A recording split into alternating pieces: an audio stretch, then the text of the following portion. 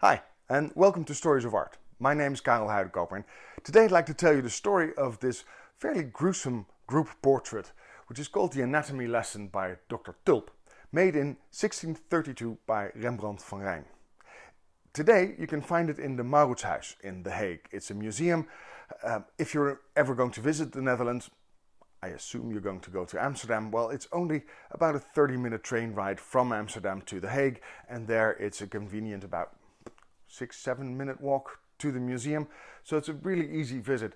And it's a beautiful 17th century little palace with a fantastic collection. They have some of the best Vermeers there are, some of the best Rembrandts there are, and well, quite a few other things. So if you have the chance, go there. But let me get to this portrait by Rembrandt van Rijn. It's a group portrait he made when he moved to Amsterdam. Rembrandt was born in Leiden. He was trained there as well.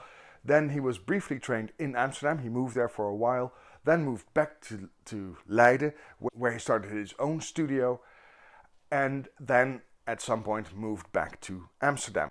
Amsterdam was a boomtown at the time. Lots of very rich merchants that had newly acquired money, and they all wanted their portraits painted, and that's where the money was. So he went there basically on invitation, because several of these merchants invited him to come to Amsterdam to paint their portraits. And one of his first big commissions was this one, this group portrait for the Amsterdam Guild of Surgeons. The director at the time of that guild was Dr. Nicolaas Tulp. Now what they're doing is you can see he's giving a lecture in anatomy with an actual body there. And that was quite rare. In fact, at the time it was only allowed to be done once a year. And then a body would be made available for one of these anatomy lessons. Now the body is that of a convicted criminal. We actually know his name, Adriaan Adriaanszoon. He had been convicted of armed robbery and had been hanged the same day. Now, the fact that he was used for an anatomy lesson was actually an added punishment to his capital punishment. The thing is, if you read these old court transcripts, and there are quite a few of them around the world in city halls and archives, you can often find these transcripts of entire trials, but also of how they convicted them and what the punishment was. What you can also often find is that they would convict, for instance, a murderer or an armed robber, as in this case, and they would condemn them to death by hanging, but then add some stuff afterwards. For instance, you could be convicted to be hanged until you were dead, or until you were half dead. I'm not entirely sure what the distinction between the two is, but you would be clearly unconscious, and then you could be buried, but you could also be convicted to be drawn and quartered.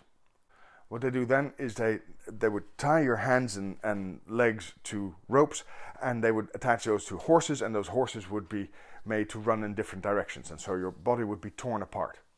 And this is, of course, spectacular for the audience, but you might wonder why they would do that, because the convicted man would have been dead by then. He had been hanged before, so he's dead. So why do it? Well, the reason usually given for these things is that they would then take these various bits and pieces of this person and bury them in different places. That way, when the time came when the second coming of Christ would be, and all the dead would rise and be judged on their behavior and perhaps be sent to heaven or hell, at that time, this criminal would not be able to rise from his grave. So it's a punishment beyond the grave. So in this case, this man, Adriaan Adriaanszoon, was convicted of armed robbery.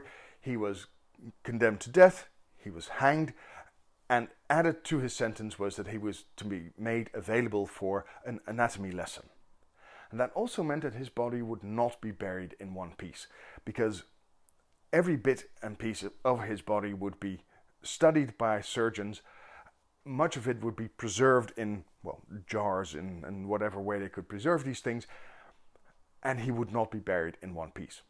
And what we see here is that they're studying his left arm.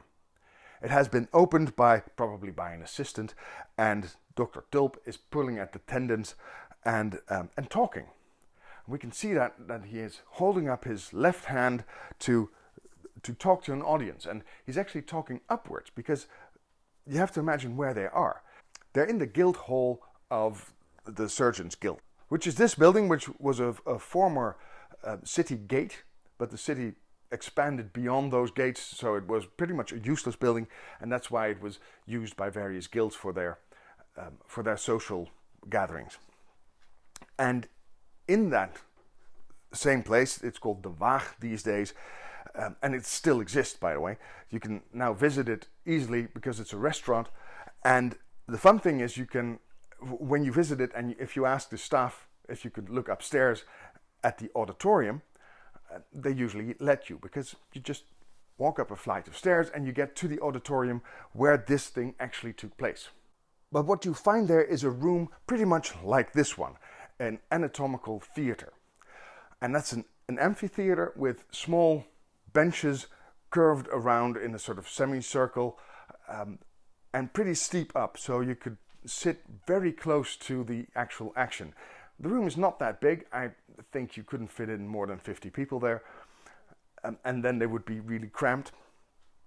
But then you can look upon the action taking place right in front of you. And that's what he's speaking to, and that's why he's looking up. And he's talking about what he's doing to this hand with all the tendons. He's pulling out some muscles, I suppose. And it's almost as if he's showing with one hand what would happen to that hand if you move those tendons. Now, it's obviously a group portrait, and these things were made all the time.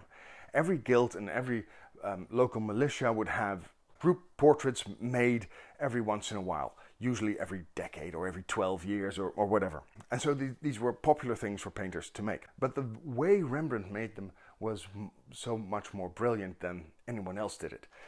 Let me explain this by showing you a different one. This is one made 15 years earlier by a man called Van Miereveld, and it's another anatomical lesson. What you see here is a group of surgeons from the Surgeons Guild that all wanted to be in the portrait, and the main surgeon standing around actually doing the anatomical lecture.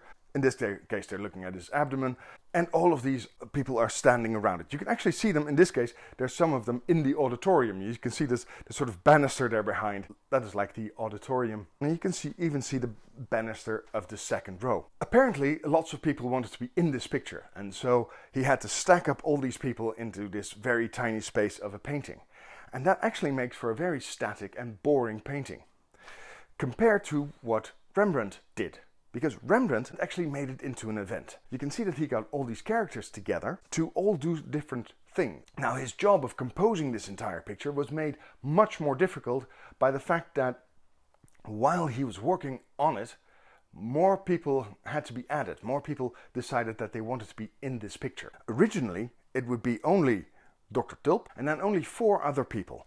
And that would be the man leaning over the head of the dead man, and the one just to his right, the one just above those two, and one person sitting on the edge of the painting with his back almost towards us. Only those were in the original draft. And then for some reason people wanted to be in the picture as well. So he had to add 3 more people. To do that, he actually had to expand the painting. And we know that because a bit of linen was added to the left side of the painting. It was sawn onto it, and that can still be seen at the back of the painting, and that had to be done to accommodate room for this one person here on the side.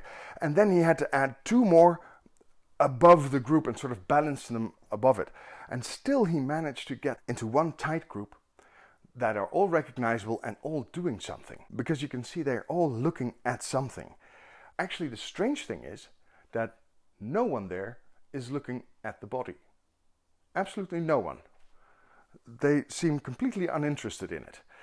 What they're mostly looking at is a book at the foot of the dead man. That isn't, I suppose, an anatomical book, and would be attractive to think that it's the book written by Dr. Tulp himself, because he wrote a very influential book on anatomy. Trouble is, he only wrote that 9 years after this painting, so it's not his. But it must be some other sort of book on anatomy that they're comparing to the real thing. And that's actually pretty strange, because this is the age of the emergence of science. With the emergence of science, the main thing in that is empirical research. It had been pioneered by Francis Bacon in England, and Dr. Tulp was a later proponent of this idea, but he was a very staunch defender of it. He wanted people to actually look at the real thing. Don't just learn from books, you have to see the real thing. And that was a new idea, especially in medicine, where you were supposed to trust the knowledge of old instead of researching anything new. And Tulp, after Francis Bacon, said you have to see things for yourself. You have to study the body for yourself. Actual studies of the human body, of course, had been going on for a bit. Actually, Leonardo da Vinci, of course, famously dissected bodies to study them up close. And that was about a century earlier than this. Well, over a century earlier than this. But he never published his book on anatomy because he never finished it, which is, of course, very typical for Leonardo da Vinci. But here in this portrait of Rembrandt, we see everybody looking at, well, the book, which is probably not what Tulp would have wanted, but he was very pleased with the painting anyway. And in fact, this whole much more lively group sitting around this very dead body in between made the reputation of Rembrandt. He became famous in all of Amsterdam at once. And he actually made sure that everybody would know this was his work, because it's signed smack in the middle. Rembrandt, and then the year 1632. He was only 24 years old at the time. And his fame, his name was made. And for well over a decade, he would be the most sought after painter in Amsterdam for portraits and everything else. About a decade later, he would paint his Night Watch. But that's a story for another time. So I would like to thank you for watching. If you like this video, then do me a favor, give us a like, and if you haven't already, please subscribe. And if you have any ideas for new topics for me to discuss, if you have a favorite, let me know in the comments. And again, thanks for watching. See you soon. Bye.